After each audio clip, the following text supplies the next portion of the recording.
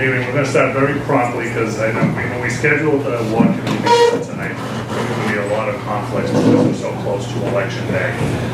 So I'm talking to the candidates, seeing if they can come, some which will announce right after this. Can't make it, so I'm going to have to run 2 other events. And I told them, of course, Walter is always willing just for you to say hello, say a few words. And I know there's tons of other neighborhoods with larger events going on.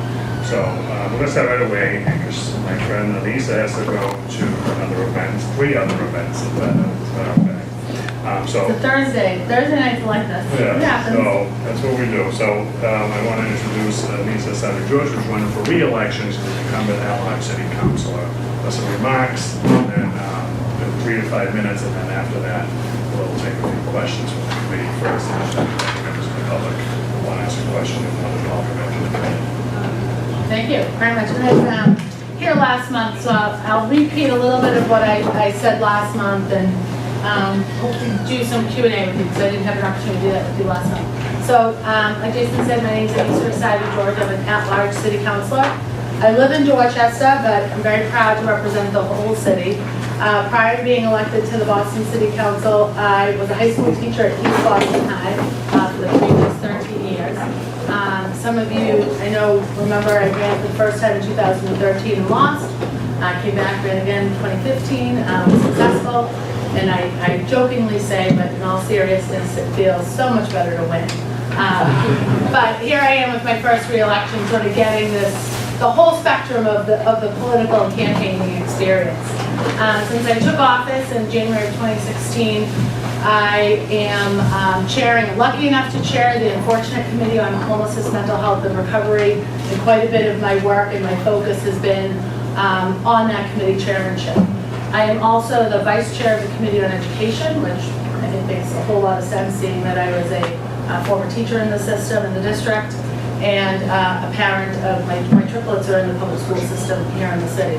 It is, I think, really important to be able to talk about education pretty fluently, especially when we get to our budget. When it comes to our city's budget, it is about a third of our whole city's operating budget goes to the Boston Public Schools, and it's about just over $1 billion. So when we have our budget hearings over the course of 2.5 months or so, I'm really able to ask and have conversations that are a little bit deeper and a little bit more nuanced, sort of about the spending choices that the district makes, and then sort of what those outcomes are, both expected and actual. Because I think when we think about spending, we think about our budget, regardless of the category, whether it's education or public safety or facilities, that we're making sort of practical decisions. Because we all sort of, have these big lofty dreams of saving the world, but when it comes down to it, our work on the city council is about practical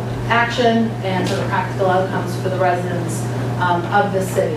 I have spent quite a bit of my time on the education piece, but the majority of my focus and my office's focus, my chief of staff, Alana, many of you know, attends a lot of the neighborhood meetings here in the North End, and Nadine from my office, who was taking a little bit of a leave to be on the campaign side this last month or so. Our focus as an office has been, a bulk of our time has been spent around homelessness, mental health and recovery issues in the city, and you're all very familiar with sort of these 3 things being incredibly important and can be a little bit overwhelming for the city. We have seen a growth in those 3 populations, both individually, but then sort of as they intersect. And from day one, my priority has been our students that are facing homelessness. So in the Boston Public Schools, we have 57,000 students. About 4,000 of them, or 7% of the student population, is experiencing homelessness. As a city, our focus has been on individual homelessness, and that's sort of been our role. And the state has always taken a lead role when it came to family homelessness, as they oversee the shelter system and really take the lead in that work. When I came on board, I said, I don't understand why the state needs to take sort of such a leadership role. We need to be a very equal partner in that work, especially when it comes to our kids and our families.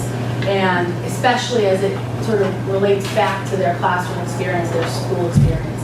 So for me, it was a great way, it's too bad that this has to be the work that we're doing, But I feel very sort of blessed to be able to focus on this because it takes my committee chairmanship and the work that we've been focused on with my experience in the classroom, and really been able to apply it wide scale. Most recently, some of our very sort of, I think, close to the streets, no pun intended, is that my 4-minute mark? Yeah. All right, so I have 1 more minute? Yes, you do. Has been around, so we think about addiction, we think about the crisis that we're facing as a nation, and we're all working, everyone is working in that same direction to find sort of a fix to this crisis as a big picture. But then when I think about my job as a city councilor, it's really to respond to some of the symptoms of that crisis and how it looks to us, both literally and figuratively as a city. One of the things that we sort of were, when we were digging through this, is we found that there was a substantial number of improperly discarded needles across our city. Playgrounds, alleyways, schoolyards, nowhere where they should be. And sort of peeled that back, dug down a little bit, thought the initial number was 9,000, then discovered it was 20,000. And if you've been reading the Herald in particular this week, those numbers have continued to increase. Over the course of this last budget, I was able to work with the mayor to get into the revised budget. So we get that initial budget, we start sort of this conversation with the administration and things that we see that are missing from the budget. And one of those pieces was this mobile sharps team, and really in response to the hearings and the meetings that we had around these improperly discarded needles. So we were able, through some work, to double the size of the mobile sharps team. That work obviously continues, and the sort of the newest step in that work has been an ordinance that I filed mid-summer to require pharmacies to take back needles. Because they sort of participate in this cycle of life, when it comes, you can purchase a needle at a pharmacy, it's now regulated through state law. You don't need just a prescription, you can buy 10 packs and 100 packs. And because of that, we want them to participate in the take-back piece too. And it's for those that are in active addiction, of course, and a goal of getting needles off of our streets. But it's also to assist those that are suffering from chronic illnesses that, unless they pay for a return, many of those needles end up in the household trash, and that is not appropriate. So we continue to work on that ordinance. Obviously, the big box retailers have pushed back with their lobbyists and their lawyers on this. They don't want to spend any more money, and they just want to continue to make money. The small, locally owned pharmacies, like the one here in the North End, they have all been much more active in the conversation and really wanting to participate in the right way for them. And I'm a small business owner, and I want to be cautious of affecting their business model because they are a small, locally owned business. And then the health centers, of course, have been tremendously supportive of this work. It's so much a part of their mission and the communities that they exist in. So we've been working through that, and hopefully we'll get to something a little bit more solid at the end of the year. I know I'm over time, but just, that work will continue. Should I be reelected? I think it will continue. Should I not be reelected? But I'm willing to think about that. Something that I'd like to sort of focus on or add to sort of our agenda in my new term. We introduced it briefly, but we'll dig a little bit deeper, and that's how we're supporting as a city our small businesses. We talk a lot about housing and gentrification in our neighborhoods, but we're not talking about the gentrification and the pressure that the increased cost of living in the city and cost of doing business in the city has had on our small businesses. So how do we support those small businesses so that they have a way to participate in the city's growth? And how do we help those, sort of that are ready to grow, and then those that aren't, how do we move them up sort of in that pipeline so they can grow with the city and find ways to, we need to find ways to support them in a better way. So I'm going to stop there because I'm well over my time, but I do have a few minutes for a few questions. Anyone have any questions on this side? I have a couple of those. So anyone on the public have any questions? So just state your name and your way you. Okay, my name is Monica Collins and I live on Commercial Street. I would like to know, as a citizen, when do I contact my district counselor and when That's a do great I contact question. you? That's a really great question. So everyone just sort of, I think a lot of times people just sort of think, I just have one city councilor and that's your district city councilor. but in effect, you have 4 at-large counselors plus your district counselors. You really have 5 people representing you. And then also when you think about committee chairmanship, so other district counselors may also sometimes be the more appropriate person to reach out.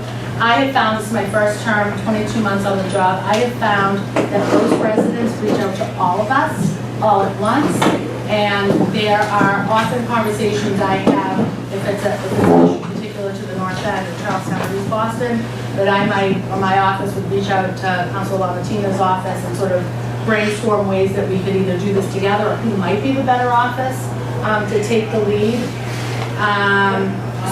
And in some cases, you may have a relationship with one counselor that is closer or a more natural relationship than another one. So a lot of school issues I tend to get just because of my role on the committee and my experience.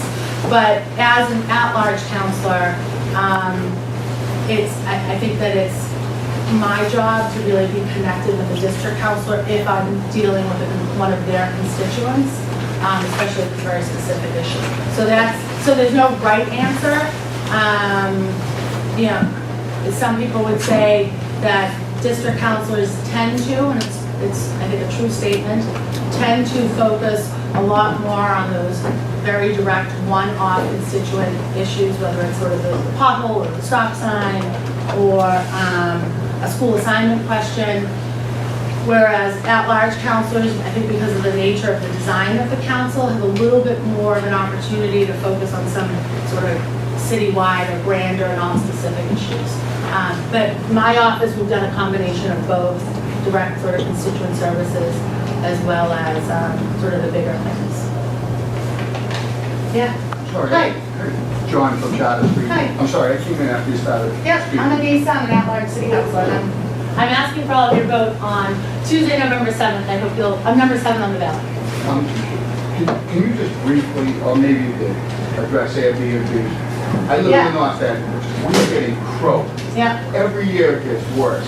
Every year, every month another building Yeah. falls. One of the candidates for city council from here Yeah. said, you can't even find out who owns the building next door, Yeah. the wine trust or Yeah. real estate trust. We're Yeah. getting croaked there. So on that Airbnb issue, that is something that is certainly been coming up more and more on the council level. I will be honest, myself, I haven't spent a whole lot of time in my first term focused on it, although it's a conversation that we as an office and Alana as my chief of staff has spent a lot of time working with ASCO.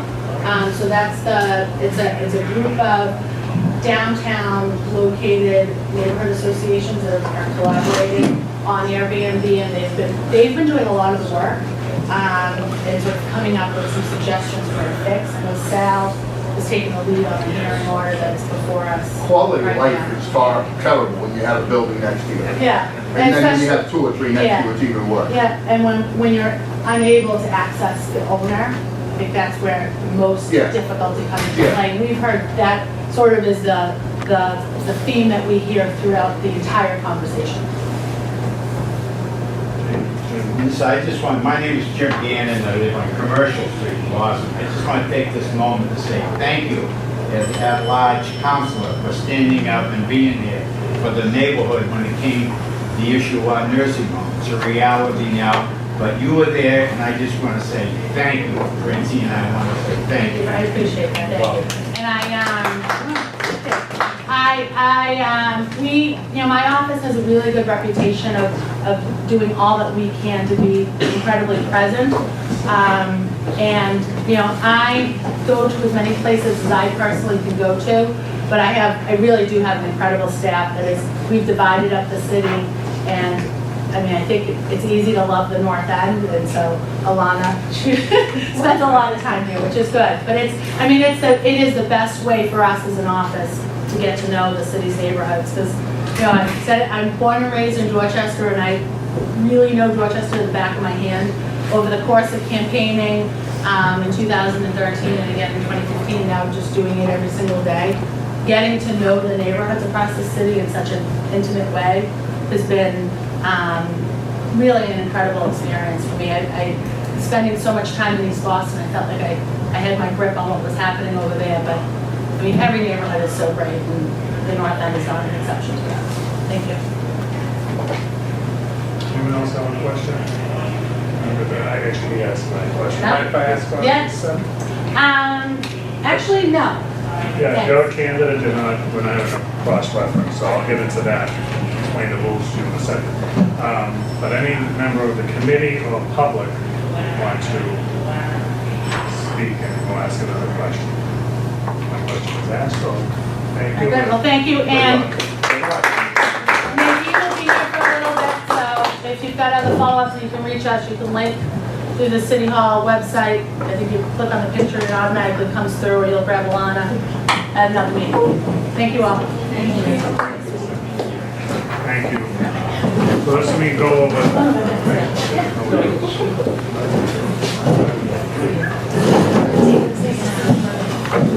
So, I started promptly at 6, I know, we try to accommodate everyone's schedule and wanted to let you, like, we wanted everyone to have an opportunity to speak, and I know some councilors have very busy schedules this time of year, and a lot of candidates do, and so close to election. So for those of you who joined us a little late, this is the Wall Street Democratic Committee. I'm Jason Louie, the chairman of the committee. The committee is spread around, we don't actually sit in the court, so, but I do know who was on my committee. So we'll hear from several candidates tonight, and we do have a couple of staff who just want to say some brief words on behalf of the candidates. I know a couple who could not be here. We are being filmed by Connor Finley, which is from NorthEndWaterfront.com, and I know you have a camera, so I know you can just introduce yourself if you're filming. My name's Pat Payaso. Pat Payaso, and Pat is also a candidate for city council at large, correct? Yes. Okay.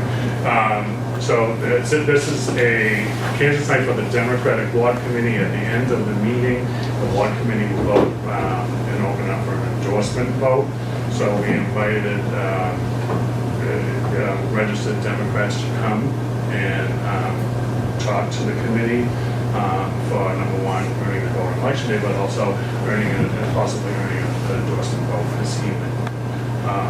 So members of the public are obviously welcome to speak, and I recognize you to state your name and your address. If you can't, not your number, just the street. We won't come to your house. So relatively, I'll introduce the candidate. They'll have about 3 to 5 minutes. You've heard my doorbell already. For the sake of not just being prompt, but we have the room only to a certain amount of time. And I know Mark Heimovitz wants to go see Project Runway tonight, so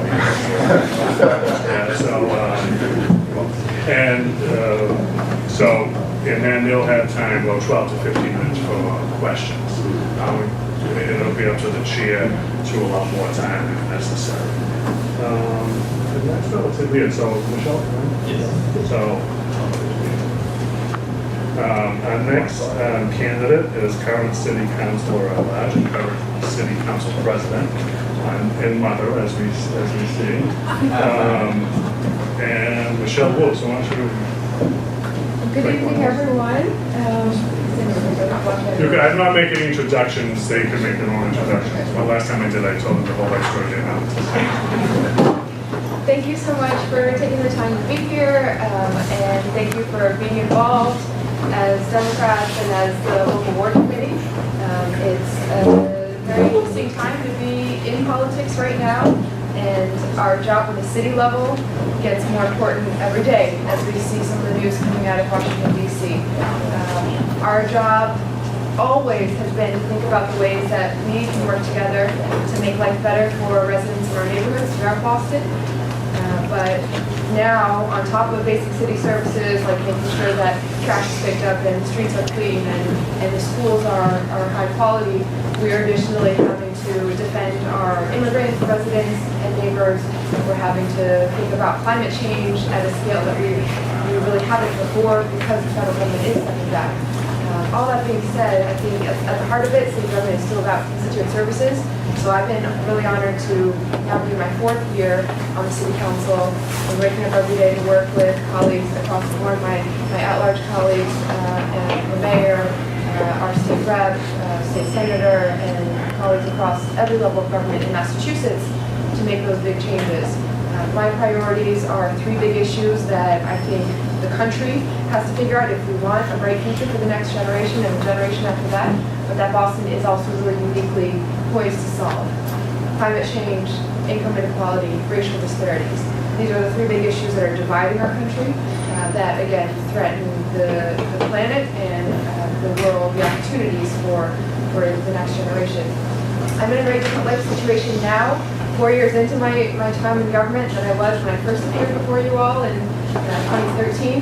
Back then, I was 28 years old, just newly married, no kids, living in the South End, and campaigning morning till night for my first run for the Boston City Council. Thanks to your support then, which I'm very grateful for, I was elected. And my family's life has changed since then too. I now have given birth to my 2nd son, 3 months old. The older guy is almost 3 years old. We moved from the South End to Rosendale because my mom needed a little more attention and couldn't afford to stay in the downtown area. So we're in a 2-family home. My mom lives downstairs, we live upstairs with the boys. And I feel very lucky to be in this city that has given me everything, where I was able to help get my mom, who's been struggling, some medical care, get her stabilized, they're living with us, to have my sister, the little one, graduate from Boston Public Schools, the middle one now in law school here. But even that kind of stability is getting harder and harder for residents across the city every day. 2 years ago, we bought our home in Rosendale. Now, just checking the prices this past summer, we would not have been able to afford to buy our home, even on 2 very decent salaries in Rosendale, in our neighborhood. That's how quickly prices are going up. And I don't need to say that to you all. When we look around and development, growth, a lot of the opportunity is concentrated here, as is that struggle to stay in the neighborhoods that our residents have built, to be able to raise your kids here, your grandkids here. So what can we do at the city level about that? First and foremost, I think we need to have a conversation about transportation. Too long we've thought about this as a state issue that the city can't affect or control. We can actually do a lot. And that's everything from changing the way our streets are designed to make it more possible for other forms of transportation, bike, walking, T, signal priority so that buses actually are more likely to get a green light and people can move faster through traffic that way, as well as thinking about the link between transportation and economic mobility. It's not just about getting rid of that headache of knowing when the T is going to come and convenience. Studies have shown that the closest link to economic mobility, the neighborhoods where you're most likely to be able to improve your station in life, actually aren't the neighborhoods with highest school test scores. They're not the neighborhoods with the lowest crime rates. Everything else equal, the neighborhoods with the highest chance of improving are the ones with the shortest commute time. So transportation, I'll wrap up quickly, affordable education, or affordable early education and childcare for our little ones is a huge investment in families we need to make, and thinking about climate change and taking every possible step we can there. But thank you for having me. Respectfully ask for your vote November 2nd and for your endorsement tonight. It's been a lot to have the support of the board for you over the years. That was the quickest wrap up I've seen. Anyone on the committee have any questions? So, Council, how are you today? So, you had mentioned trash at the beginning of the speech. So, the Northern, it was called northernwaterford.com, one of the issues affecting the neighborhood. And I think the top percentage of the calls came in that trash pickup was getting too late. There was trash on the street for a long period of time. And sure, I think you see trash pickup maybe 11, 12 o'clock at the time in the middle of the day. And I think it's causing problems. Have you imagined your campaign? Have you heard that issue come up? And if so, what can we do? Yeah, so I've actually heard that, particularly in this neighborhood, also a little bit in other parts of downtown, both on the frequency and timing of the pickups, but also on the number of, or the lack of the big belly trash cans that we could use more of. And again, sometimes it comes down to cost and thinking about how we can make the investment in our neighborhoods. You know, every investment we make for our streets to be cleaner directly impact not just your quality of life, but also the likelihood that people from outside the neighborhood are going to come and visit the restaurants and put money back into the city. So that's important on a number of fronts. On the trash contract issue, that's a conversation we can definitely have with the outside vendors. There was a big, I think this must have been a year and a half, 2 years ago now, we changed the number of recycling days, the number of pickup days. A lot of it was downtown neighborhoods felt like if it was always alternating, there was always an opportunity to have trash out on, you know, every other day of the week. People put it out the night before, they picked up the day of the you know, rodents and kind of the experience on the street wasn't quite there. So we need to keep up. I think it's 11 o'clock, 12 o'clock, and trash is on the sidewalk. I mean, neighborhood, you know, a lot of tourists, a lot of folks coming in our neighborhood. I mean, it's not attractive to our neighborhood to have trash all in the street, trash bag, and those hours. The North End is very busy at those times, you know. I'll keep that on the list right now. On the same venue, what is the chances of the North End, because there's so many restaurants, coming and get picked up 3 times like we were accustomed to, and less dirt was around? And no matter what street you get down, Michelle, there's always a pile somewhere. So is there a possibility that the North End of Boston, because of the restaurant, we picked up 3 times? So I believe it's a 5-year contract that we had just signed. Again, I think it must have been 2014. So there, you know, again, we can't wait till the last night to have the conversation. So now is the time to really engage with the Public Works Department and talk about it. The concern then had been, you know, there's a cost issue. The more times we come, the more it costs. But again, that is a conversation about where and when for the city. But I think the other issue was when it was 3 days a week, some folks were complaining that then that was basically every day there was some trash on the street at some time, whether at night, the day before, or the morning of. So I think, you know, again, it's just about being out in the neighborhood and having conversations early, but we should certainly keep that, you know, keep that going as we're anticipating reviewing. With that as well, John, I think that the concept behind going to 2 days would be fine. All right. That wasn't your address. Oh, yeah. I forgot. Question. Anyway, but then I think that was well intended, but then as a result, with it going, it was 3 trash, 1 Yeah. recycling, now it's 2. So, but I think in actuality, it didn't turn out that way. But even the possibility of moving, even if it's still 2 days, maybe moving days around, like whether it's Thursday pickup, so it's not here Friday morning, like Dan was talking about, everybody comes here for the weekend or whatever, then it's not there for them as they come. So maybe, you know, yes, maybe it's this. It's more afternoon scavenger than Sunday scavenger. Right. Well, I mean, these are the types of issues I love. I used to be a small business owner, so I love getting to the nitty gritty of what little tweaks we could be doing that would have a huge impact on the neighborhood. So I'll make sure we follow up. I have a question on, and I didn't ask any of this, but the Amazon bid, what are your thoughts? And, you know, I don't say fully support it, but, you know, I personally believe that that city, you know, is attractive, could really be a player in this, but what are your concerns on that? Yeah, you know, I think anytime there's a huge, especially a big opportunity like this to be connecting our residents with jobs, Boston should be evaluating how we could do that and what it would mean for the city.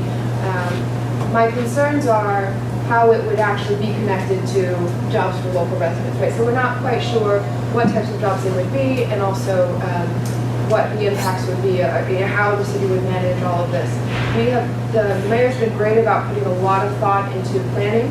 We've done long-term planning processes around arts and culture, around development, around transportation. Those cannot be put aside just to go after this or that prize of this number of jobs, that number of jobs. The jobs have to fit with everything else that the city is already intending on doing.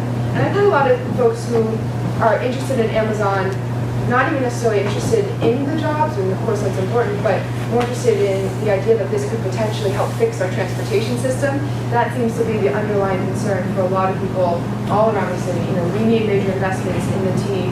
We just saw the news came out that ridership numbers are actually going down. It's not just because people are all of a sudden living closer to work and not needing to take the T. It's because fares went up, and it's because service hasn't been more reliable, more convenient after that.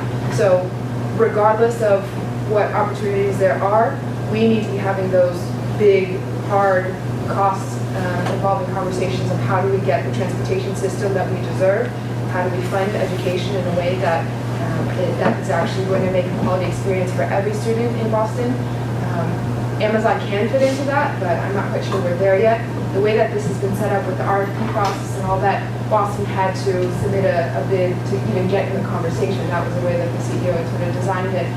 But, you know, assuming if not wood, you know, the next phase in the conversation happens, that's when there's a two-way engagement with them to say, okay, does this actually make sense for the city? And that's when we need to get. But the bid submitted so far does not include any numbers for incentives, doesn't include any commitments for tax giveaways or anything like that, which I would be against.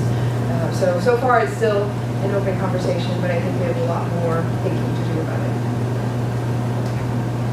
And just to touch on John's question earlier on the Airbnb, there's some people who feel it's the property rights, property owner rights, and that some people call it being a nuisance in the neighborhood. Not all of them, but it's taking up valuable, maybe not affordable housing stock, but housing stock nonetheless. And it's a question of fairness as well. So what are your thoughts on Sal, Mike Tina filed an ordinance for something, and then I know that Michael would say it is made it a priority this year, session anyway. Yeah, I think it's actually more than just about getting rid of a nuisance. I mean, I'm in Rosendale, we certainly don't have the density of Airbnbs that you see over here, but even if you kind of right across the street and one house over, there's an Airbnb, and I know, the weekends where there's loud parties and this and that, so it definitely affects neighbors' quality of life, but even more than that, the data directly shows that it increases housing prices. When you take a certain amount of housing stock off the market from long-term residents who are invested in the neighborhood and just essentially put more, basically hotels there, it drives up prices in surrounding areas. And we've seen it in New York and in other cities that gentrification and displacement are directly linked to Airbnb. Now, there are a couple different types of Airbnb happening, and I don't think we need to, I'm not for kind of erasing it off the board. I do think that it makes sense that if someone lives in a home, let's say that, they're in a multifamily home, they have some extra units, they might want to rent out a room here and there to be able to pay their mortgage, fine. The other case where either a person or more often a company buys an entire building and uses the whole thing as Airbnb, all 52 weeks out of the year, that is a loophole that they're exploiting to make money from. I'm sorry. In the New York Times just recently, there was a large article that says, and I understand New York City is a little more advanced than us, but they said that it's registered and regulated, every building, and I understand what you're saying about a single home in Rosendale. I'm talking about a multiple unit building that used to be all apartments in the North End, many of them. And in New York City, it has to be registered and regulated with a name attached to the address. It was just recently I read that. I think we need to go further than that and. Let's start somewhere. Let's get a name associated with a property. So anyway, long story. My cousin says I ramble on and on. Long story short is that we need an ordinance at the city level to complement what Rep. Michaelowicz is doing at the state level. They're talking mostly about fees and registration and all that. We need to actually talk about how we close some of these loopholes so that companies aren't buying entire buildings and doing that, because that's already accounted for in our zoning. We have short-term rentals, we have we have provisions in that, and honestly, most of the downtown areas where there's the most Airbnb happening, that type of official zoning is prohibited or conditional. So had they been going through the usual channels, they wouldn't be allowed to do this. So we need to just close that loophole. I just want to follow up another question. Time for one more. I'd like to ask about the Charlestown Bridge. I saw on is that bridge being rebuilt? I saw on the Channel 5 website last night, there was a huge pothole on the bridge yesterday that caused traffic to cars to fall into the pothole.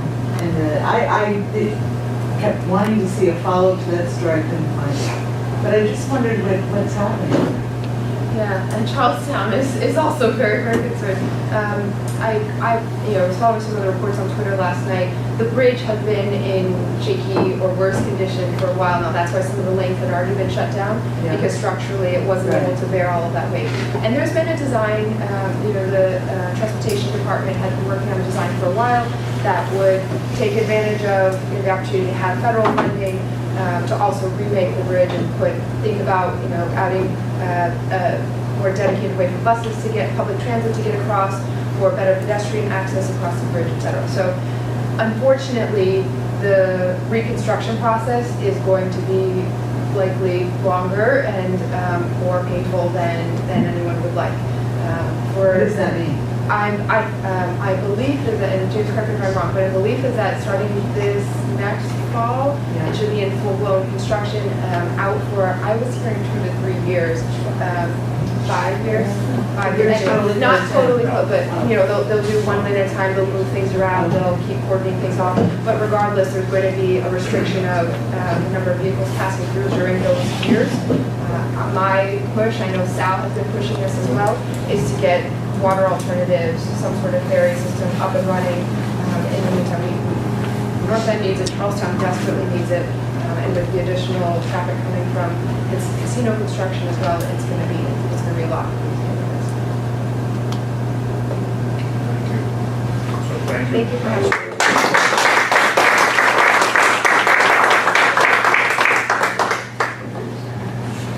I think there's information on, if Connor, if I'm correct, there's a man on the blog, so if you go on Mass North End Waterfront.com, they have the whole proposal in the Maybe schedule. Charlestown Bridge? Yes, And it is going to be a meeting, yes, a big thing. so.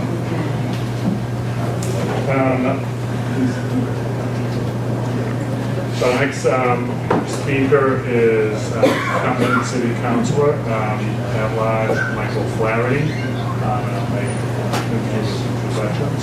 Thank you, everybody. Good evening, Ward 3. Love coming here, I love reminding folks that I got my first haircut in Ward 3.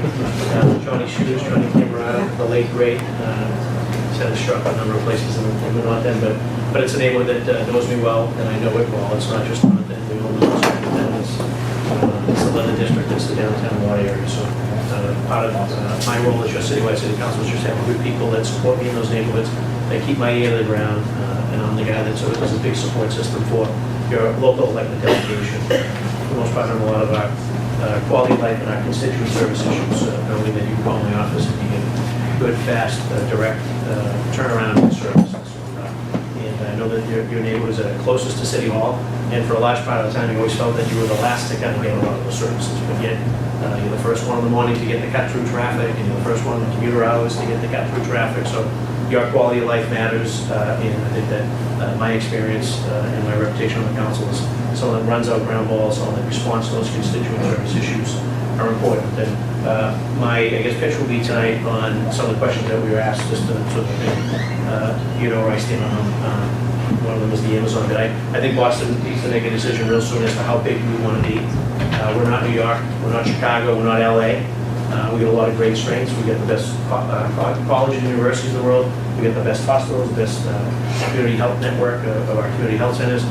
We're a livable, walkable, relatively safe city compared to other cities, so we're a desirable location.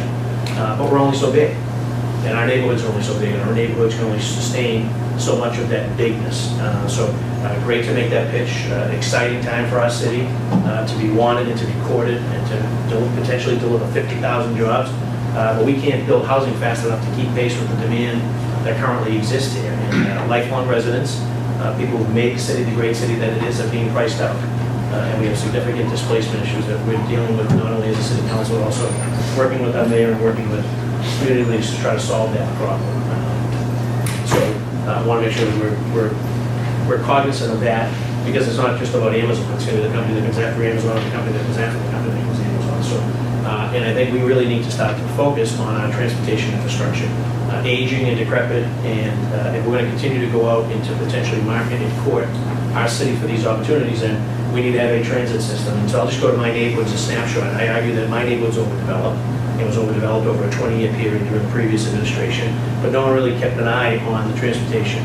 So in my neighborhood in the morning, commuters that take public transportation, they have to walk 4 or 5 bus stops before their normal bus stop, just to be able to get on. Forget about when you're asked in a seat, just to be able to get on and hold on for the ride in town, right? That plays itself out, not just in my community, but it plays itself out across the city. So if we're not going to keep up with transportation, infrastructure upgrades, and again, it's because we're an aging city, and you think about a telecommunication piece, issue I'm dealing with and filed, one for a hearing, an expedited hearing today, is we're seeing our light poles replaced with these sort of big, awkward, ugly-looking base poles that are supporting our infrastructure. They're going to upgrade our telecommunications. So it's called small cell, small telecommunications, but there's nothing small about these things. And they're just plopping them down sort of on their own volition, no science behind it, not really coordinating with a local resident that lives outside of it. They put them out front of people's houses. They go to work and they see a light pole, they come back and they see that thing. Or they're putting it next to people's bedrooms. There could be a spot on the same street that there's actually a vacant lot or an appropriate location for it. They're disregarding that and they're plopping it down in front of someone's house. So we're gonna have an emergency expedited hearing to at least call for either a moratorium on it or lay out where you're gonna put them in communities. For me, the answer back was, well, just have them go to the website. Going to the website and getting a cup of coffee is getting a cup of coffee, right? People want to know what's going on in their neighborhood. They're busy, they're raising their families, they're busy working, second job, third job, whatever it is, taking care of an elderly or a sick relative or parent. Not everyone's tuning in every day to the city's website to find out that when I come back from work today, I'm going to have this big, obnoxious, unesthetically pleasing pole in front of my house. So hopefully that will be helpful. The road control, I know there's some questions on that, as well as trash collection. I'm all for trying a pilot program. The businesses, the restaurants have to maintain and get that trash off themselves. Maybe we have a situation where we have a location where restaurants can bring their trash to at a certain part during the day. It's not going to impede sort of the rush hour traffic on the ends or impede the businesses when they're in full swing possibly. We're home to the Norwegian rat. They multiplied faster than anyone can even imagine in here. And they've also built up an immunity to the bait that we've been putting out for years. So I used to be able to put a small amount of bait and it required more. You literally, like if you think about the pound of cheese that you see in the deli, right? They actually can devour almost an entire pound of that before it even starts to have some type of effect. What we started to work on, which we got stopped, and we're going to hopefully have a court decision soon, was doing the dry ice. The dry ice was making a huge, significant impact right out of the gate, and then some organizations kind of cried foul, and so we sort of took a step back to sort of re-examine that. My hope is that that will pass muster, and that ISD, particularly road control, will be able to go out there and address this, combat this issue, because they're everywhere.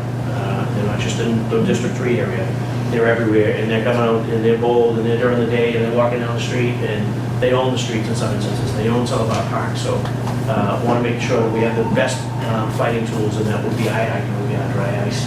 So hopefully we get that back up and running pretty soon to see that, along with being creative around maybe a pilot program around sort of trash collection. We hear from the businesses that they want more trash pickup, particularly the residents that are in tight spaces. We also hear from the residents that, quite frankly, don't sleep at night because these things are backing down your street 3, 4 in the morning, beep, beep, beep, beep, beep, keeping people up all hours.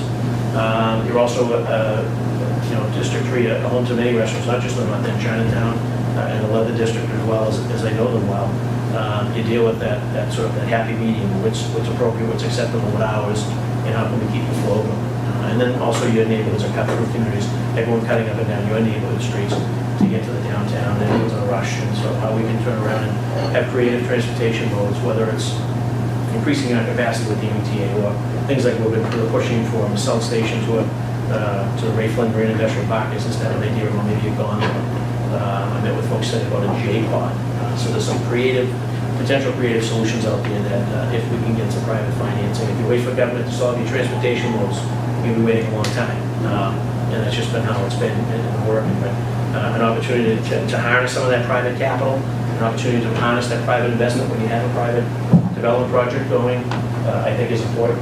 But getting right back to the roots. So how big do we want to be, and how many of these other issues that we continue to percolate. And just finally on the education piece, and strong support obviously for the great school that you have in the Elliott and the great school that we have over in Chinatown at the Quincy School.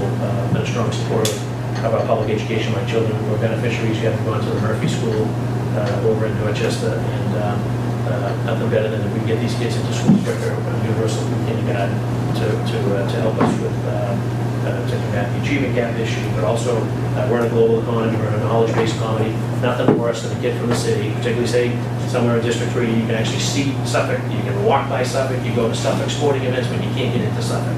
Say for a kid from Mission Hill that kind of can oversee and look right over the shoulder of Northeastern, but there's no shot of getting in there. And same for a kid in Alston Brighton, and you walk by and hear all the time about BC and BU and Harvard, but you can't get in. And so I want to make sure that we're doing the best we can. It's not good enough that we just get going across the stage with a diploma from high school. That's a hugs and high five moment for a lot of people, particularly teachers that are, oh God, you finally got through school. But it's not good enough in this economy. And so I'm proposing in year 13, I was the beneficiary of going to BC High, which is a college prep school. I felt that college was easier for me than high school, and most of the kids I went to school with felt that their respective colleges, all went to great schools, they felt that BC High was harder than their respective colleges. And so what I would like to see in our city is a year 13 for serious students who are serious about going on to one of Boston's colleges or universities through the pilot program, payment in lieu of taxes, to get our college universities to maybe kick into this thing. We have lots of teachers, you probably read about it, we're paying some teachers that they're in a room and they're not in a classroom. We can put those teachers maybe back in the classroom. But I want a year 13, and I want intense math, English, science. Let's get those SAT scores up. Let's allow them to not only get into those schools, but to compete to stay in those schools. Because I also hear that we do have some kids that do get into those schools, but after a year or 2 years, they're out of those schools. And so it's a travesty that we have the best colleges and universities in the world right here in Boston, 25 to be exact. But our kids can't go to the schools. So a few years ago, if you remember, I was actually in this very spot talking about, at that time, the PRA had done a study. It said about a third of the city within their 20s and 30s. That was also the largest demographic at that time, about 10 years ago, that was leaving the city.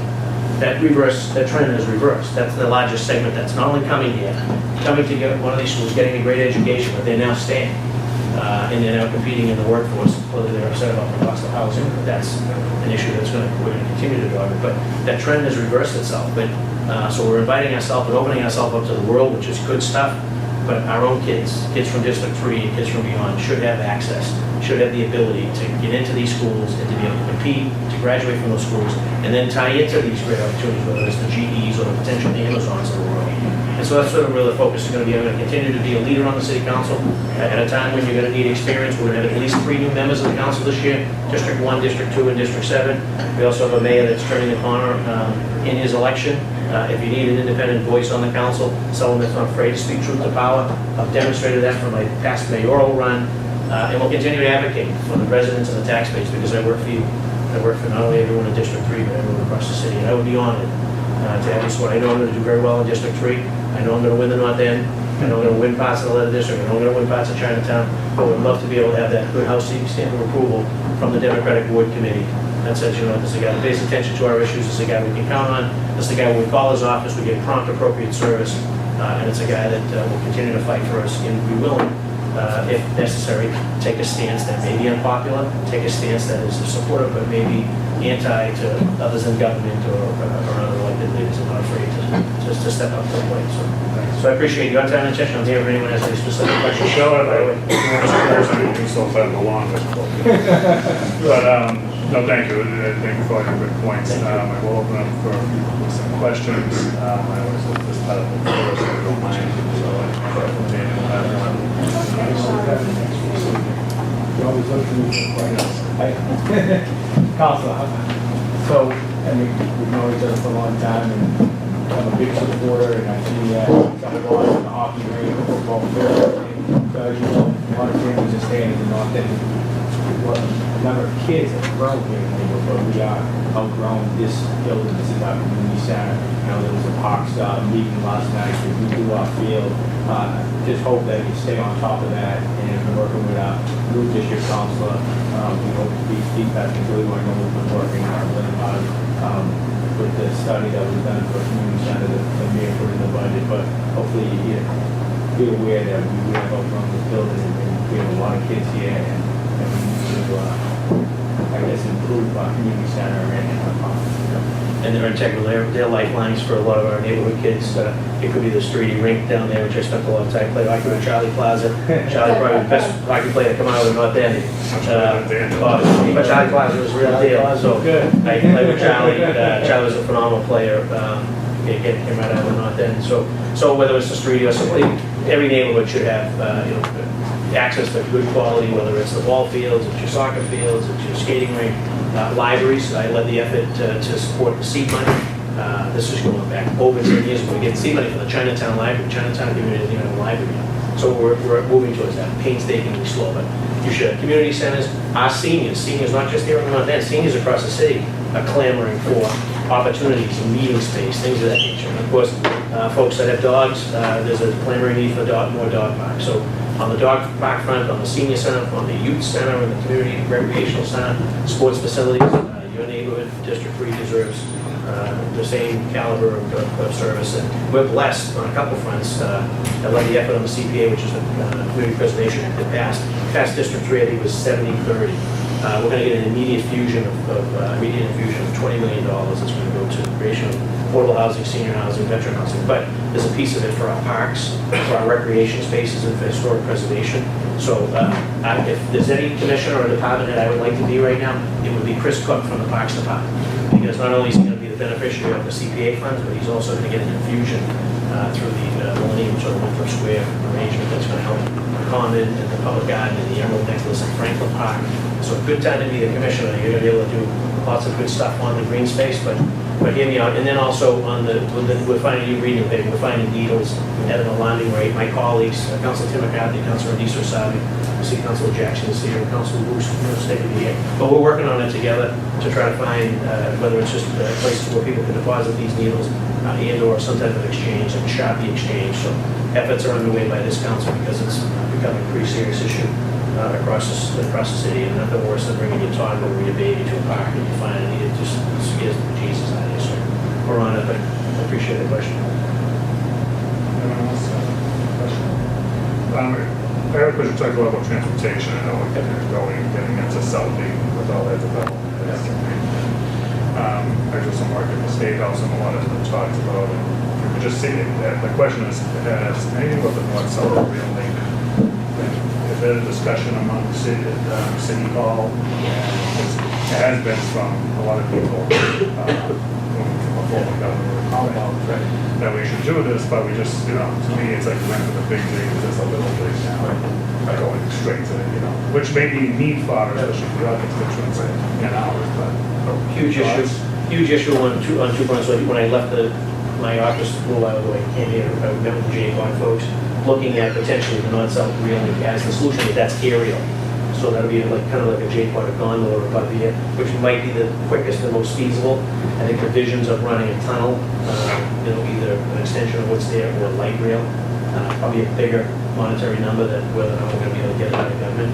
But the gondola and/or the J-Pods seem to be infused more by private development. And I think that in the short run, I think that's going to be our best option, is to sort of harness that capital and get these things up and running. And I think that would be a solution, no doubt about it. You come from the north, you hit the wall, and you got to sort of walk up, or you come from the south, you hit the wall, and then there's just herds of people just crisscross it somewhere in the middle of like High Street, Franklin Street, Federal Street. So need to be doing a better job on that. But one concern, I was at a commercial brokers event on urban development versus suburban development. I was asked to attend, and I went there, and there was a pretty serious commercial broker in Boston said that he had 3 clients, this was about 3 weeks ago, 3 clients of his that week alone are threatening to not renew their leases because their employees are either asking to work from home because they can't get in and out. So, and that's really in and around the South Boston waterfront, arguably a peninsula. There's one way in, one way. So we don't open up the Northern Avenue Bridge and have a release valve or find creative transportation solutions. We will have a situation where we've invested lots of time and energy and effort there. We're going to continue to develop, but companies that call Boston their home are either going to downsize and relocate or not renew their leases. And it's driven by the fact that their employees have reached their sort of frustration and saturation point with respect that they can't get in and they can't get out in a timely manner, and many of them asking to work from home. And you start to see big companies that have tens of thousands of square feet start to cut back on that when they renew their lease, or worse, either pull out of that area or pull out of the city. That would be an absolute travesty. So transportation, whether it's at North and South Rail Link or just some other types of infrastructure that gets people in and out of our city quickly and efficiently, so that they're not coming through our streets and they're not clogging and putting their emissions. And one other thing that people aren't realizing is the super tankers, I'm calling them super tankers. So we're dredging the channel right now, and we're gonna be starting to invite, I call them super tankers, they're super-sized ships that are gonna carry 3-4 times the amount of freight. And that's gonna probably increase the traffic, the truck traffic, the chassis, the 18-wheels come out of the Conley terminal, probably 4 or 5-fold. People aren't even talking about that. When these ships come in, which is great, so we're opening up the Port of Boston, we get deep port access, we've spent millions in the cleanup of the harbor, but also in the dredging of the harbor. Those are good jobs, those are longshoreman jobs, those are Teamster jobs. It's full disclosure, Teamster on Global 25 for 9 years, the Airborne Express. But those are good jobs, good wages, and good benefits. Those are trucks that are now coming out of Conley terminal off the Tony Butler bypass and come right into the connector of that. And it's going to further choke off. And they're going to be coming from the north, and they're going to be coming from the west, and they're going to be coming from the south. So it's a big issue that's going to reverberate all across our neighborhoods that we have to be mindful of. Thank you, Councilor. So you let the bell that rings. That's it. Thank you so much. Thank you for your time.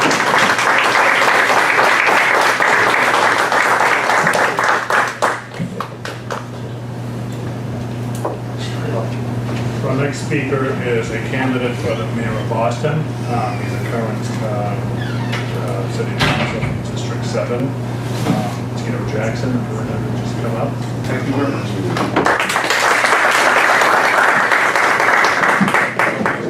So my name is Tito Jackson. If you're here for Michael Jackson's brother, I know that's why you're all here. I'm sorry, I actually don't sing. I'm a wonderful dancer though. A little bit about me. I'm born and raised in Boston. I grew up in Roxbury, and I'm really lucky. I'm one of the luckiest people in this city because Boston showed me the concept of grace. I was born at Boston City Hospital back in the day. That tells you a little bit about my age. I like to tell my parents it was 7 days of rain and clouds before my birthday. And then the day that I was born, there was sunlight. So I like to tell my mom that the clouds parted and then there was a ray of sunshine and little baby Tito was there. That is actually not how I was born.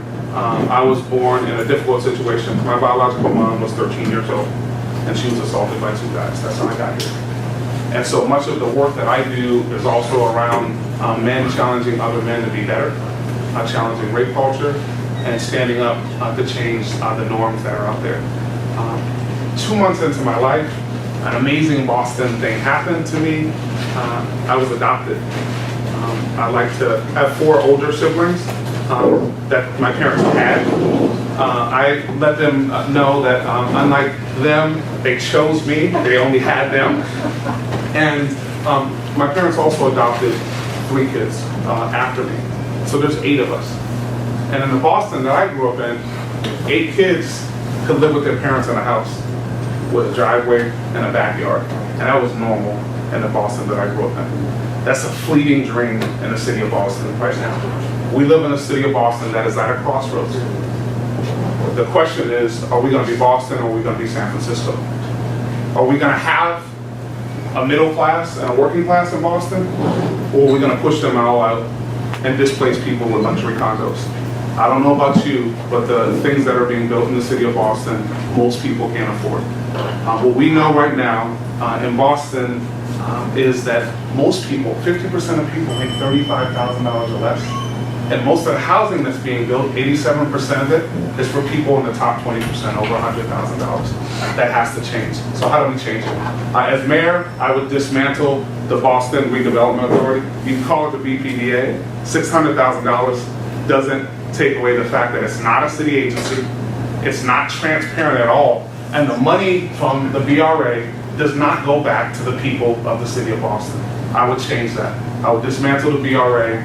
We would actually have a human-centered, professional planning organization that actually plans. I'm really radical. And separates planning and development. And we actually should be thinking about when we build buildings that people might want to leave their building and go to work. And we have to have infrastructure, upgraded infrastructure in between that. In addition, it's critical that we think about redefining what affordable is. I like to say that affordable is kind of like the word love. It means different things to different people. Well, if you're building affordable housing that people can't actually afford, is it even housing? And so in Boston, as the mayor speaks about building nearly 22,000 units, it's a recent report that came out that said for most of the people, those people who make $35,000, only 2% of the stuff that he's built is for them. So if you're building me a $5,000 a month apartment at Millennium Tower, is that real? And so as mayor, what I would do is to work to ensure that we increase the amount of affordable housing that we build. Right now, we require 13%. In Cambridge, they've moved theirs to 20%. In Boston, I believe that we should move ours to 25%. And understand, affordable and low income are two different things. Affordable in Boston for a family of four is $70,000 to $120,000. And so we need to build more affordable housing for those families. I think it's also really critical that on city land, in my district, in Roxbury, we have 1.2 million square feet of city land.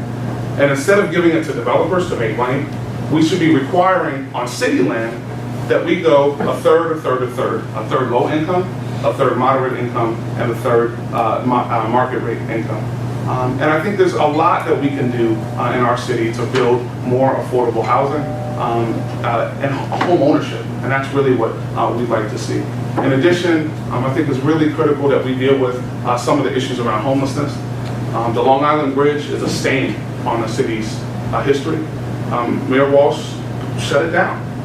And 400 of the most vulnerable people in the city of Boston are still being affected. And that's in the center of my district, and we deal with it every single day. So I would like to reopen the Long Island Bridge as well as the services that are there. I'm chair of education, and I'm passionate about the Boston Public Schools. And what I know is that $11 million was cut out of Boston Public Schools this past year out of 49 schools. And I just got a text that Brighton High, which is now a level 4, which is a turnaround school, the state dropped it to a level 4. It's a school that now doesn't have a STEM teacher. A friend of mine is at the school committee, and there's a high school in Boston that doesn't have a STEM teacher right now, knowing that our young people will be tested on this. So we should fully fund the public schools. How do we do that, or what does that mean? First, all young people should have a nurse. Right now, the requirement is 0.5 of a nurse per school. I'm a big guy. I can't be at 2 places at one time. We should have art and music in every single school. We should fully fund vocational technical education because not everybody's going to college, but they deserve to make a life for themselves. And in addition, I think it's critical, why bring Amazon, why bring General Electric if young people don't know how to program a computer? In San Francisco, kindergarten through 12th grade, they require all young people to learn age-appropriate computer science. Our young people are worth it too. And that's really critical. In addition, I think we also have a lot of work to do increasing the safety in the city of Boston.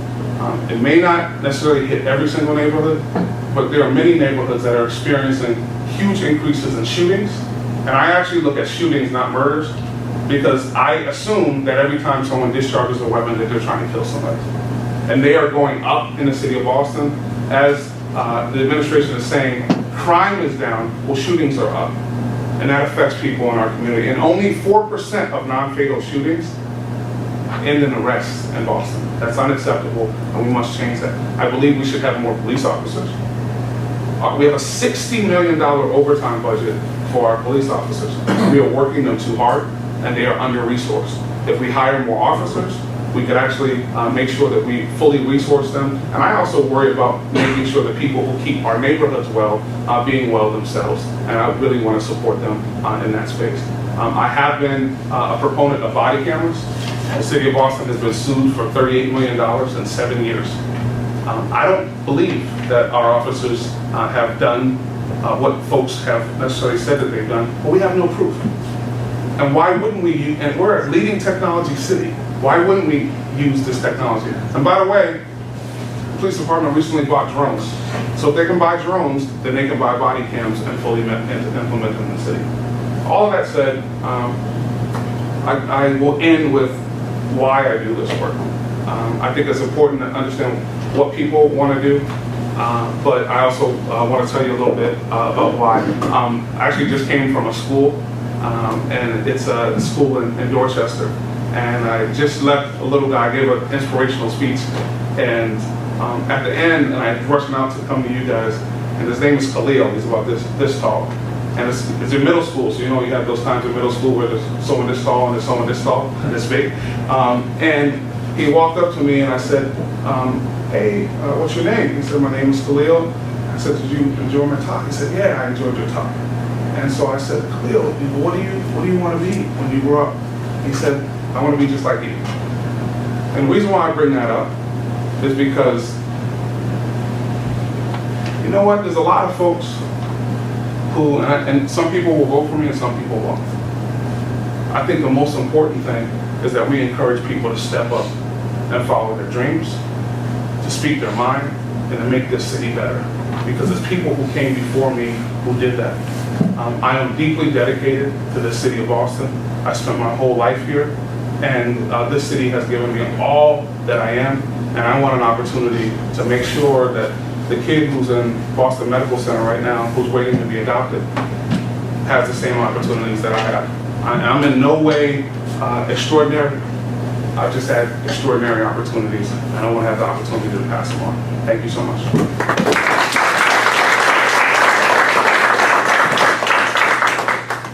Any question on this side? Any questions, though? You don't?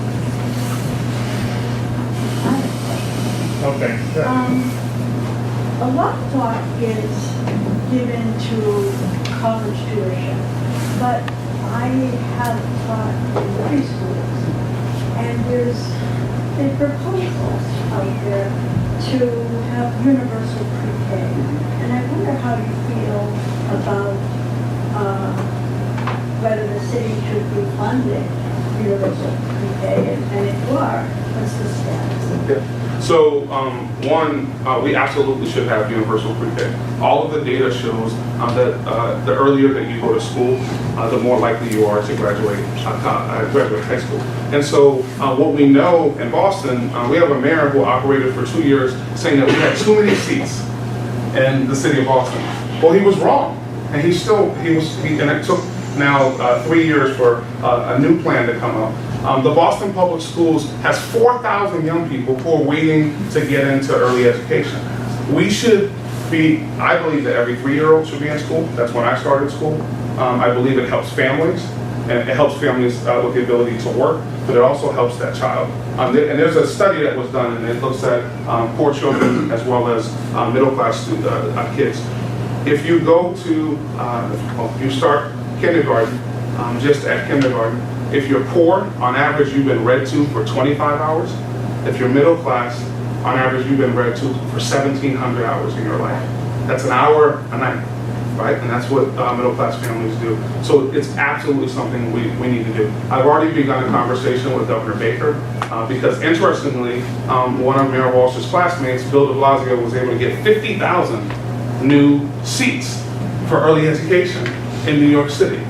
We have 58,000 students in our whole public school system. And by the way, Bill de Blasio and the governor don't like each other. And so we should have the same opportunities for our young people in Boston. And I believe that if we're gonna give out golden handshakes to companies like General Electric, we can fully fund the Boston Public Schools, and we can do what you're talking about, is give our young people that running head start that we know, all of the data tells us that they do better in that space. So that is also a priority of mine. Stephen had a question. How you doing? Yeah. I was speaking of little ones. Yes, I have a 17-month-old, so the future of the city is really important, even more important now. Really moved by the aspirational vision and the values that drive what you painted. Would love to hear, I mean, we talked about universal pre-K, totally all about it. The nurses school could be more important than just health finish and all these other proposals. How are you thinking about the investment side and the resources that it'll take to really advance that vision? Because I couldn't agree with you more. I'm ready for it, but how do we pay for it? Well, so the interesting thing is when you build these super duper big condos, you know, even though many of them are people who are buying them from other countries, they still have to pay taxes too. So this year alone, we had $144 million in net new revenue, and the budget went up by 4.8%. But the issue and the question you should all have is, where does your money go? And are we using it wisely? It is not wise to have it, and I come from the private, so I also need to, I come from the private sector. I worked in the pharmaceutical business as well as did a startup. If I went to my vice president with a $60 million overtime budget that was 20% over budget, I would get fired. And so, and that also says, again, something about the workers that we have and the men and women in blue who do that job. We need to lower that overtime budget. Mayor Walsh has actually increased it by over $30 million. We need to lower that budget by at least $20 million. In addition, there are many parts of the budget that we don't use. There's a $40 million fund balance line that we don't use. It's actually in the budget and we don't spend it. And I will be releasing a budget tomorrow that will detail how we deal with this. In addition, I had to have a conversation with my mom about this. I was yes on question 4 for the legalization of marijuana in the city of Boston. Not because it is something that I use, but because what we know is it's $54,000 a year to incarcerate somebody. And we only, by the way, we spend $19,500 a year to educate somebody in Boston. And so we will be receiving revenue from that in the city of Boston, and that's one of the other areas. I also believe that we should be taxing Airbnb. That's a huge miss, right? How is it that we are not, and this again, I'm not punting this to the State House. We're Boston. We're the flagship city in the state of Massachusetts. We should lead and not follow in this space. We should be regulating and taxing Airbnb in the city of Boston. There is revenue that's on the table, but as I would note, we have more money than we've ever seen, and we're seeing a budget that went up nearly 5%. The question is, are we putting those dollars in the right place? Tomorrow I will be annotating where we will get those funds. Again, I do have big ideas, but I also believe that those ideas need to be grounded in a budget. And I always state, a budget is a value statement, right? It tells you what someone believes. I have a question for you as a candidate. You have a big voice. People that have heard you debate are very impressed with you. People, I'm sure people in this room are thinking, wow, he's great. If you don't win, your voice is still because you're leaving the council, right? So what do you plan for post-election? I'm going to ask Sal to help me carry my stuff across. I'm going to ask Sal to help me carry my stuff across the hall when I move into the mayor's office. Listen, you know what? I'll be honest with you, I don't have a plan B. And the reason why I don't have a plan B is because I believe that this city, the most amazing city in the United States of America, allows a skinny kid from Roxbury who has a dream of helping the city that he grew up in become better, I can win, right? We'll deal with whatever happens. I've been dedicated, even when I was in the private sector, I did volunteer work. I gave back to my neighborhood, I gave back to my community. I won't be silent because the issues that we have before us, none of us can be silent. And it really has to be, and that's actually been the really interesting thing in this race. People have told me, by the way, you can't go against the machine, Tito. You can't step up against that big old man. He has all that money. What about democracy? What type of democracy do we live in when the person who has the most money in Boston, not DC, in Boston, in Boston, not Washington, D.C., gets the biggest voice? Who are we as a city if that's what your precursor is when it comes to this? It should be about your vision, it should be about your voice, and it should be about your ideas. And the vision that I have for the city of Boston won't end with a campaign. And it won't end with my quest to become mayor. We have to all work for it. And I'll say this, the reason why I also run is because we're not going to be here in 4 years if we continue to build the way that we're building in Boston. Families will not be here. And I run with an urgency, and I would also submit, people weren't talking about income inequality. The mayor wasn't talking about income inequality before January of this year. Many of the issues that I have brought to the table were simply not being discussed, and they're now being discussed. I consider some of that progress, but why have a middle person? Why don't we have someone who's gonna aspire? And understand, I was the only one on the council to step forward. Speaking of fiscal accountability, I stepped forward to subpoena the Olympic documents to prevent the city of Boston from going into bankruptcy. This is a city, they told us it was gonna cost $9 billion. I said, can I see a budget? They said no. So I had to subpoena the documents. What Charlie Baker finally found out was it was gonna cost $12 billion and not $9 billion. We have to have thoughtful leadership that not only fast tracks corporate bids and now slow tracking education. We need to move, it shouldn't be about Amazon or GE, it should be about you. And you and you. You live here, and the reason why we're great as the city of Boston isn't because of the companies, it's because of the people. And that's why I run. So if I come up short, you know what, I've come up short before. I'm a pretty big guy, I dust myself off, and we keep it going. But when it comes down to it, I believe that there's an amazing opportunity to change this city now. And I also believe that we can't wait, because 4 years from now, we might be having this conversation in Randolph, Avon, or Stoughton, because people get pushed out of this city that fast. Thank you so much. Thank you.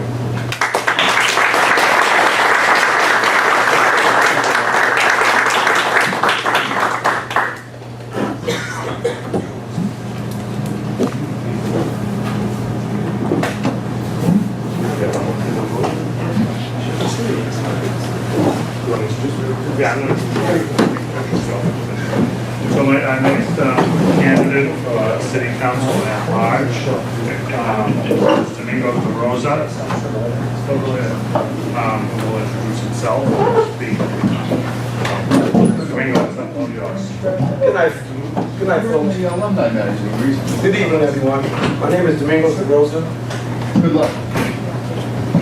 Guys, can we have someone speak? I was born in Cape Verde. I migrated to America in 1978, where I lived in Roxbury, Dorchester. Now I currently live in Hyde Park.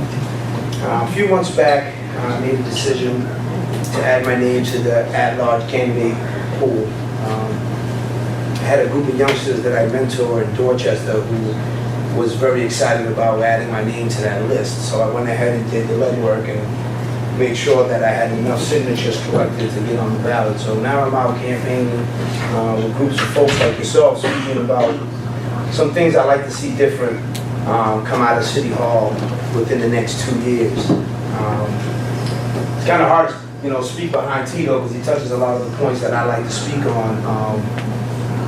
As a city councilor at large, we represent the city as a whole. Some communities are represented better than others. And that's one of the reasons why that I'm running. In my community, that seems to be the norm, and we would like to change that. I'm a father of 4. I've been married for 8 years, so my family stands behind me on this campaign. They want to see me succeed, but like I said to them, the only way that I can succeed is by being out here meeting new folks across the city. I was great enough to work for the city of Boston for 21 years in community centers, just like this one. And a lot of the issues that I heard before I got here is it's the same issue that goes on in other centers. Some of these folks, some of these buildings are over 100 years old, so it's kind of hard to redesign them and add to them. One of the questions that you guys had asked a little while ago was having a new design center. That's something that we're losing the city space, so it's something that's kind of tough to do in certain areas. But I would like to tackle the education piece. Within Boston School Department. Madison Park is a trade school. It's a Tier 4, along with Bryan High School that Tito spoke a little bit about. Bryan High has won 5 city championships in the last 5 years. They have about 15 students who are looked at to go to Division I colleges, but the issue is they don't have the academics to support it. So my vision is to come in and find the resources that we already have and connect them to the departments that need them. What I mean by that is we have this beautiful building here, the Nazario Center, and we have different ones across the city like Parish Street Pool, the Mason Pool, the Shelbourne, where we can provide these students with the additional academics, and we can provide them with the additional activities from computers, from after-school basketball, from swimming, from lifeguard training, from basic CPR training. And these are things that are not happening now. It's not being connected. one thing that was said out there in the newspaper is that we have a strong mayor, weak council. So that's something I like to change. The city budget is very important. We review the budget before it's approved, so the city can know what's going on. A lot of the line items on the city budget does not get hurt. Some folks, just like Tito said to you guys a moment ago, the rainy day fund, it's over $40 million that the city keeps aside to do special projects that come up within the year.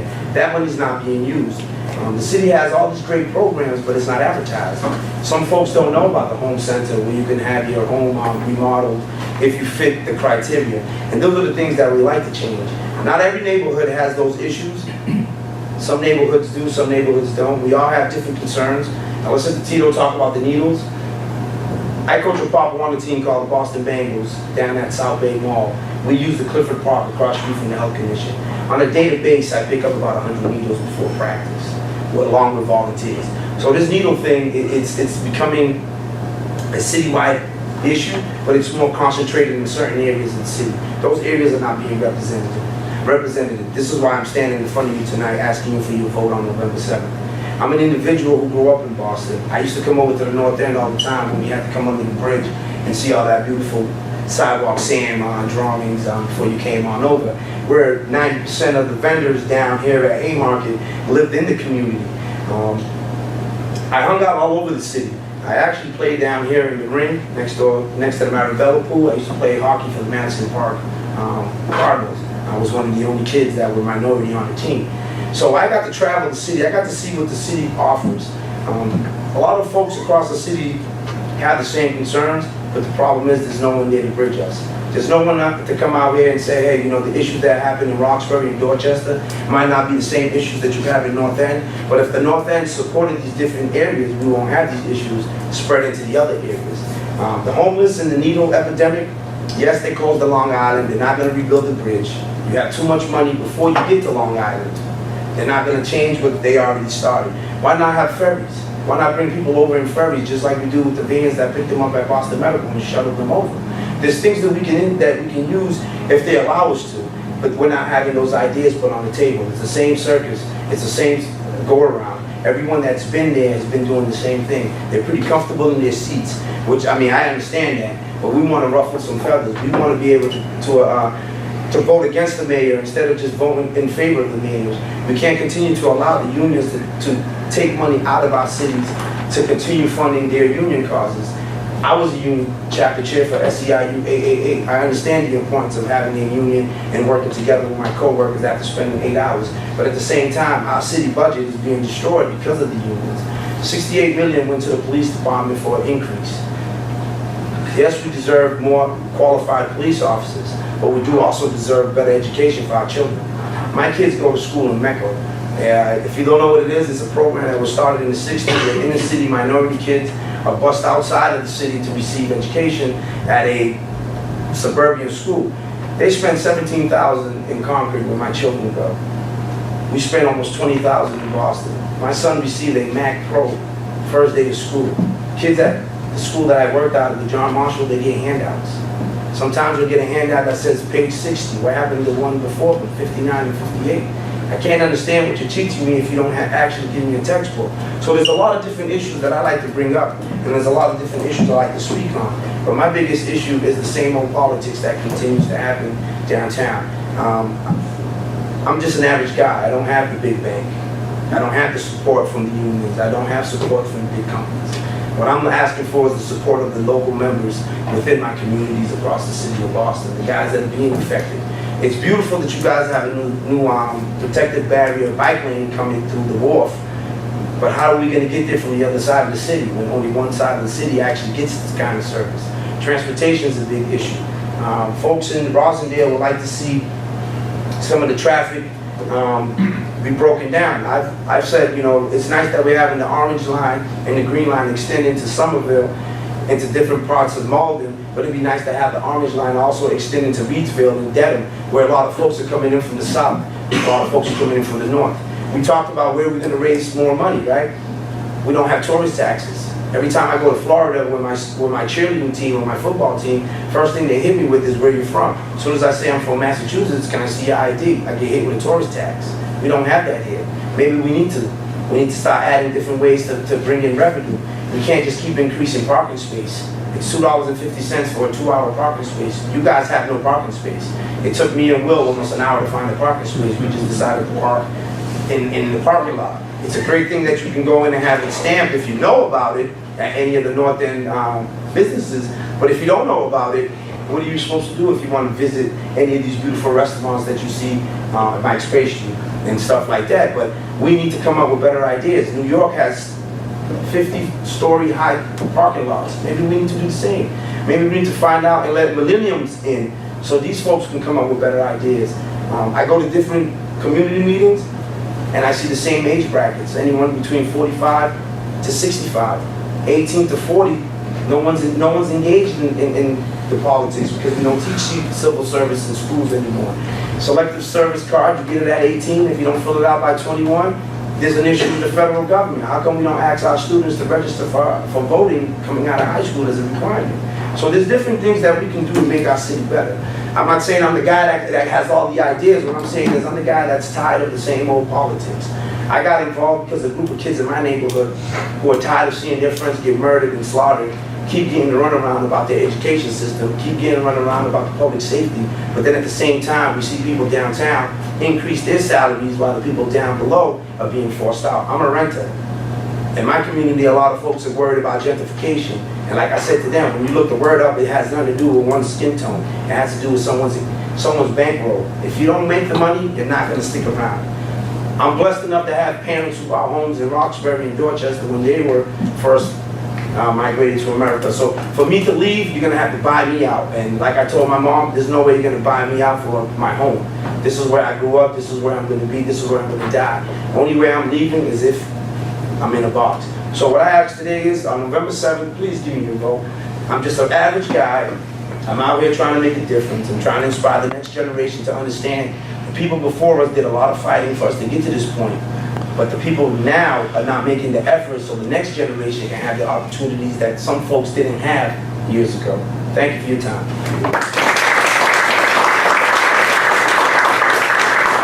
Any questions?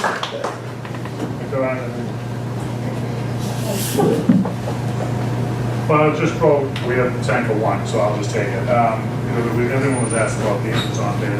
How can you, do you have any ideas how you can ensure that your proud community and communities that actually need the jobs and need that development, how can you access a bid like that to help them? Well, we can start off with Madison Park. I graduated from Madison in '96. I'm a tradesman. I worked for the city as a lifeguard. I was hired at 16 when, Flynn's last year, and I stuck around because there was, pretty much nothing else to do. I was in high school, needed some money, so I was teaching folks how to swim. So you have a school like Madison Park in a community where the percentage of folks are not looking to go to college. If we increase the jobs that came out of Madison by having the unions actually participate in the school, where they come out and use the school to do like night courses, where folks who are out of high school but still wants to do some type of a trade, they can access it using the public space. But at the same time, the students who attend there need to be placed there like an aptitude test type of thing, where they actually want to be there. You're not actually wasting the space. You're giving someone who wants to be a plumber, who wants to do wants to be an electrician. Versus what we're doing now is just we're placing students there, and 90% of the students don't want to be there. So we're a tier 4 school. So you're not going to give jobs to individuals who don't have the qualifications. So why not use the school to increase the amount of individuals who have a profession? We need to update those trades. We need to be more modern than just the trades from the past, because now you have folks who do computer science, and that's not one of the things that are being taught there.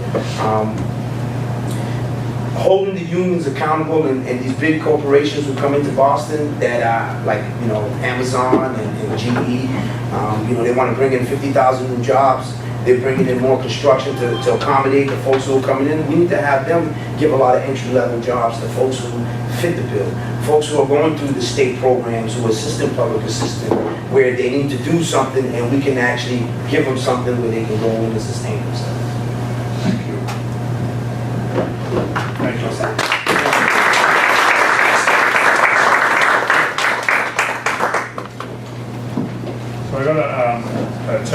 the mayor, he can't make it this evening, and I knew the schedule was very tight, like I said at the beginning of the meeting when we scheduled this.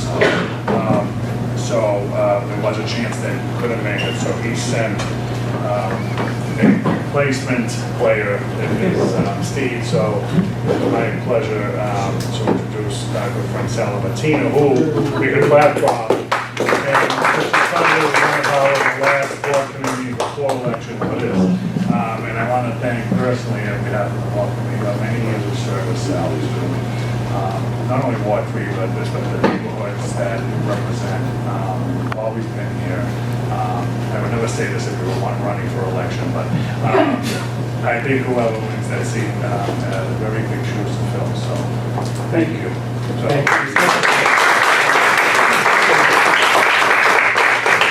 So the mayor called me tonight and asked if I would pull in for it. I said yes. Because it's my opportunity to say thank you to the folks from the North End for giving me the opportunity to serve you for the last 11 and a half years, but being part of this neighborhood for 30 years. And it's been an honor. But I'm here today to ask that you support the mayor on his reelection. I know most of you know that 4 years ago, I did not support the mayor when he ran. But I can tell you, after working 30 years in government at City Hall, that I really like this mayor. I think he's really doing a good job. Day one, he just got sworn in, called me up, Sal, you come to my office. We have a big issue that we're dealing with, you've been dealing with for the last 5 years, and that was a casino. And what I love about this mayor is anytime I call him as your city councilor, he gets right back to me. If there's an emergency in my neighborhood, I need some help, I call him, and he gets help that I need. But as most of you know, as your city councilor, I am a big basic city service man. I want my streets clean, I want good parks, I want neighborhoods safe, and I want good schools. So if you look around the North End, right, if you look around the North End, here's some things that happen. I believe our streets are much cleaner today than I first started 11 years ago. If you look at the parks, the mayor increased the budgets in the parks for the very first time in many, many years. We have a $3 billion budget, and it really isn't a lot of wiggle room in that budget. A lot of these basic city service departments, and I know because I ran operations in the Boston Transportation Department, and when I worked there in 2001, I had 69 employees. When I left there in 2006 to become the city councilor, we had 69. So there's not a lot of wiggle room in that budget. And we do spend over $1 billion in the school budget. And something that the mayor is doing, he is moving to that universal kindergarten, which is very important. And I support him in that. I support him and I commend him to making sure that the Elliott School on Commercial Street stays in the budget and is being built as we speak today. So folks, young folks in our neighborhoods will stay here.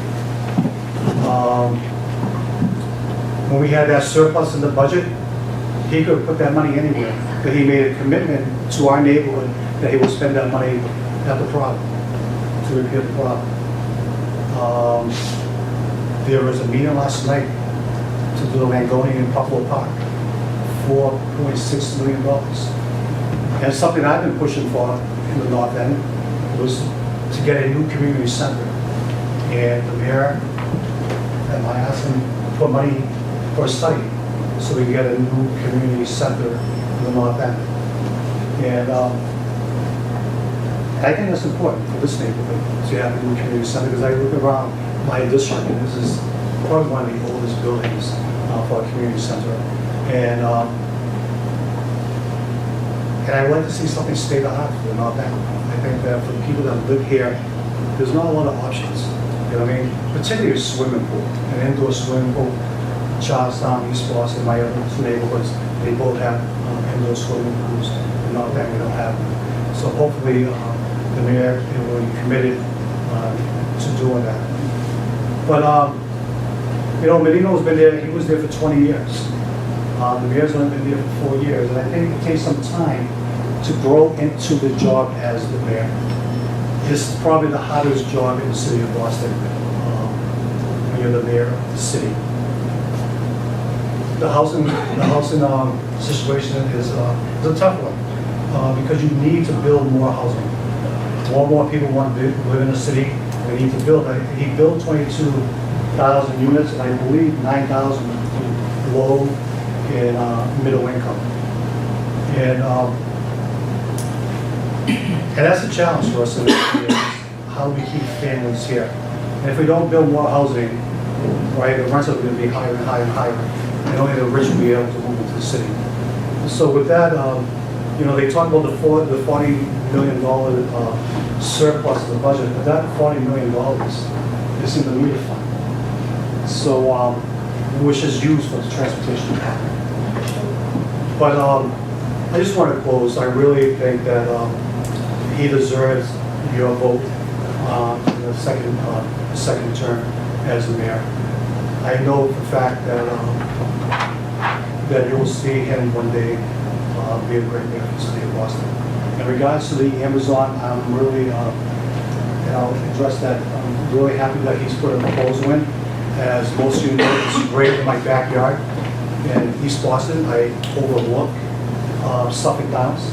I can see out my window, and just the prospect of getting 50,000 new jobs coming into the city of Boston, I think will be huge for all of us in the city of Boston. We'll bring in more tax revenues, so we could, you know, bring in our budget to use the neighborhoods and our schools. So with that, thank you for the opportunity to serve you, and please consider the mayor and do this.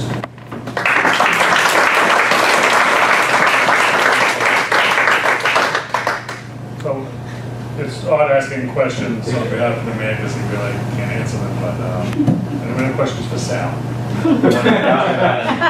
Any questions? No? All right, Sal. Thanks for your service.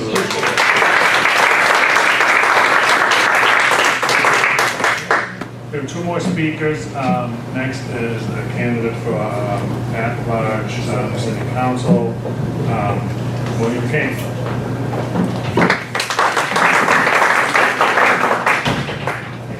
Hey everyone, my name is William King, running for Councilor at Large. So a little bit about me, I'm 28 years old, lifelong resident of Boston, born and raised. I'm a Boston Public School graduate, and after I graduated, I started working for Boston Public Schools in their technology department and also teaching technology skills to middle and high school students. So I got into this council race after being a student, being an employee at BPS, I thought we were really doing a disservice to our students. I think that we teach to a test when we should be teaching them these life lessons. We should be molding them to be critical, creative, and independent thinkers. And to help them along life, to be successful in whether it's their personal life, professional life, or educational career. What I'd like to see is more vocational programs. I understand college isn't for everyone, and you can make a decent living, a pretty good living, on a trade job and live comfortably. So I'd like students to graduate with both a diploma and also a certificate ready to enter the workforce if that's what they choose to do, or if they want to do that along with college to help pay their way. College is not getting any cheaper, so you have to come up with ways for young people to get an income. I'd like to see us use more technology in classrooms. You know, these textbooks that they use, they're falling apart, they're outdated. Let's get them on iPads, on computers. Let's update our infrastructure. Then also housing. Housing is a huge problem. Costs are going up. We're pricing our hardworking, lifelong residents out of the city. A bunch of teachers, they teach our students and they can't even afford to live in the city. So what I'd like to do is have a 25 to 30% requirement of moderate to low income housing for new development. I think it's really important that we don't forget our middle class. They're in a tough position where they make too much to qualify for aid and don't make enough to live on their own here. But also don't lose track of the low-income housing, because there are a lot of people who are homeless, a lot of homeless students, and we need to figure out a way to help them out. Also, another issue that's important to me is having someone who's accessible. I'm going to be a counselor who will be accessible. I will answer your phone calls. I want to be able to have campaign offices in different parts of the city so that you don't have to travel to City Hall to meet with me or to get in touch with someone on my team. I want to respond to everyone within 24 to 48 hours. Boston's a big city, and at large you cover all, so I think 48 hours would be good. And also, climate change is an issue to me, especially on a global level. And I think Boston, we can be a city that kind of pioneers moving on to 100% renewable energy. I think a lot of towns and cities are scared to make that jump because they don't know it's going to work. If Boston could pioneer that, we could see a lot of other cities follow suit, I feel. And not too far from here, we're worried about rising sea levels. So that's something that's very important to me. I know that agricultural farming and transportations like combustible engine and cars are the two leading factors. So I became a vegan, so I can help out with the climate, and I traded in my car for an electric one. So I'm not just all talk. I take action. I'm going to be somewhere who's right there with you in pioneering these changes and helping you. And I'm just your average Boston resident, born and raised here. I've walked the streets like everyone else. Went to public school, and just now trying to give back to the residents. Thank you.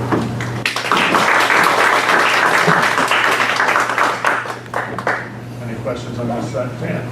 You mentioned technology in schools, so I have a 7th grade and a 6th grade, and I know this is the 21st century and everything's electronic, homework's down on the computers, math, you get done, click.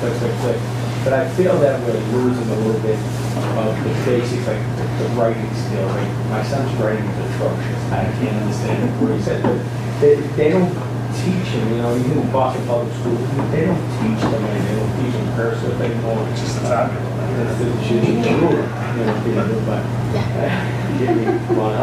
I would say it's by the way. But so much technology today in our schools, which is great on one hand, but I feel that they're losing a little bit. Even picking up a textbook and reading it. My son picks up his the iPad or whether the tablet and it reads to you, and so they miss out a little bit on that. I don't know how you feel, about it. No, I totally get where you're coming from. I think we need to find a healthy balance. But no, I'm right there with you. I now rely on my phone to make sure I'm spelling words correctly now. But I still, like if I'm writing, I like to do pen and paper. I feel like thoughts come better that way. And, you know, when you're typing, when you're doing like these writing lessons, I think it is important to still use a pen and paper and teach it that way. When I want to use technology as an aid to the curriculum, not fully integrated, but I think it could be very beneficial. Like, say there's a test, a teacher can fill out like Google Forms and just say, all right, the test is right online, just fill it out there. So it's not I don't want to see a complete integration, because then we kind of lose focus on things. Yeah, but no, I want to share that. Any other questions? All right, thank you.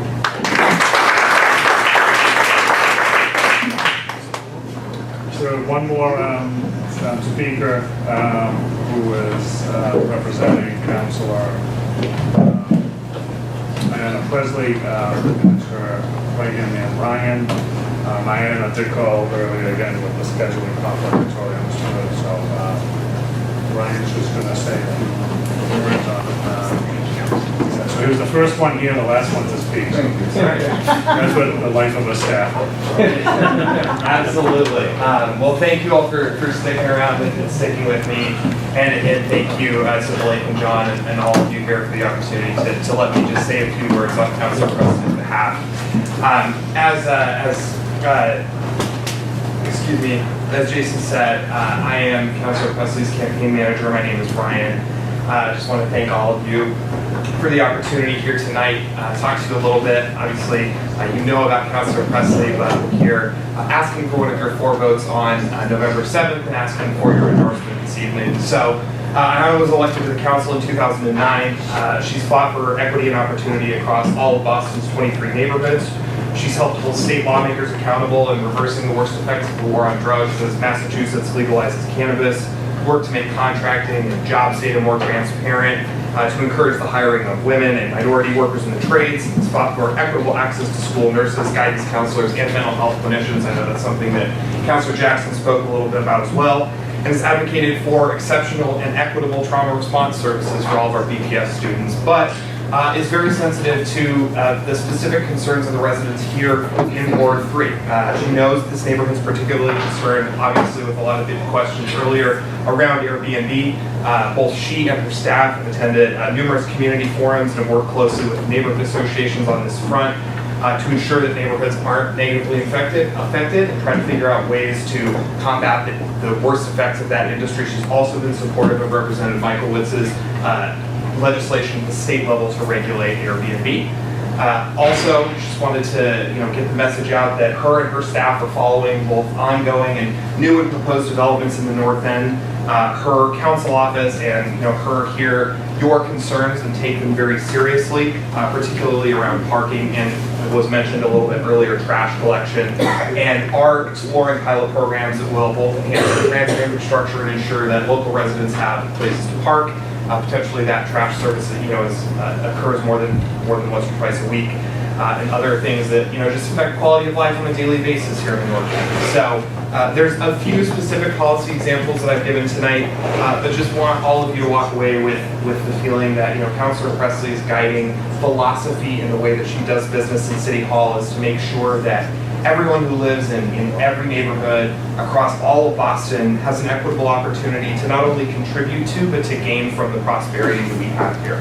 It's how she looks at every issue from the big to the small, from the neighborhood to the citywide. So again, I just want to thank you all for taking the time. I know we're coming up on 8 o'clock here, but I appreciate you all giving me a few moments to talk tonight, and hope that you will consider Councilor Presley for endorsement, and also that you will give her one of your 4 votes on November 7th. Thank you.